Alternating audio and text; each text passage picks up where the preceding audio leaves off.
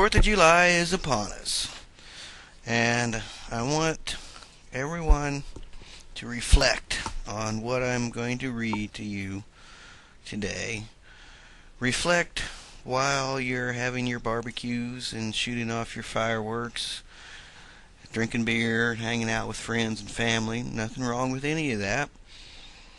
While you're shooting your fireworks are paying homage to the war that we went through to gain our independence. I want you all to have fun, barbecues, family, friends, and all that. At the same time, I hope everyone can stop and remember what the 4th of July really is, what it really means. I'm going to read a little bit of the Declaration of Independence.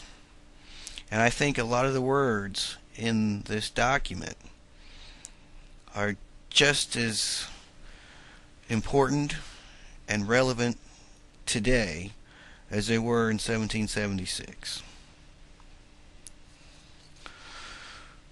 When, in the course of human events, it becomes necessary for one people to dissolve the political bands which have connected them with another, and to assume among the powers of the earth the separate and equal station to which the laws of nature and nature's God entitle them, a decent respect to the opinions of mankind requires that they should declare the causes which impel them to the separation.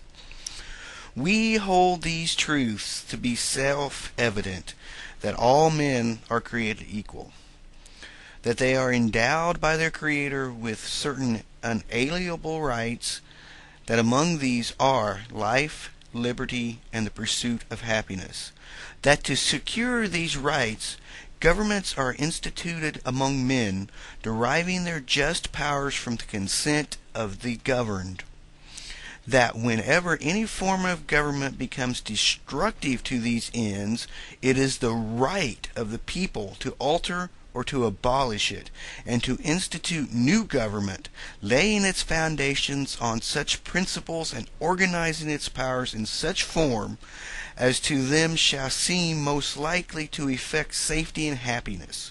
Prudence, indeed, will dictate that governments long established should not be changed for light and transient causes, and accordingly all experience hath shown that mankind are disposed to suffer, while evils are sufferable, than to right themselves by abolishing the forms to which they are accustomed. But when a long train of abuses and usurpations, pursuing inevitably the same object, evinces a design to reduce them under absolute despotism, it is their right, it is their duty to throw off such government, and to provide new guards for their future security. Such has been the patient sufferings of these colonies, and such now is the necessity which constrains them to alter their former systems of government. The history of the present King of Britain is a history of repeated injuries and usurpations, all having a direct object on the establishment of absolute tyranny over these states. To prove this, let these facts be submitted to a candid world.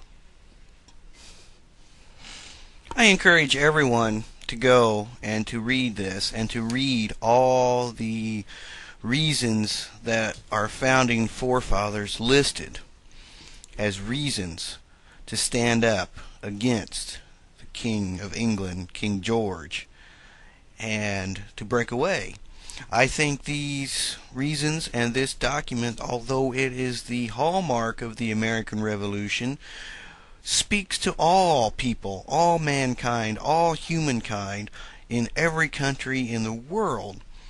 When there is injustice being done, when the rights that are given, bred and born to everyone, liberty, happiness, when those rights are being trampled upon.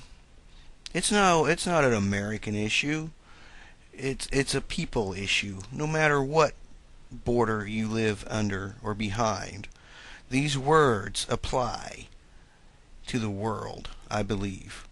And especially they apply and they have much power to our present situation when our liberties and our rights are being chipped away. So with that in mind, everyone have a great 4th of July.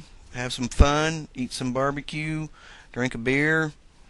But remember, why are we doing this? Why are we celebrating?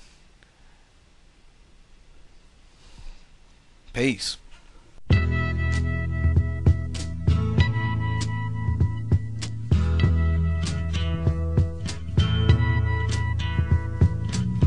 There's something happening here, but what it is ain't exactly clear. There's a man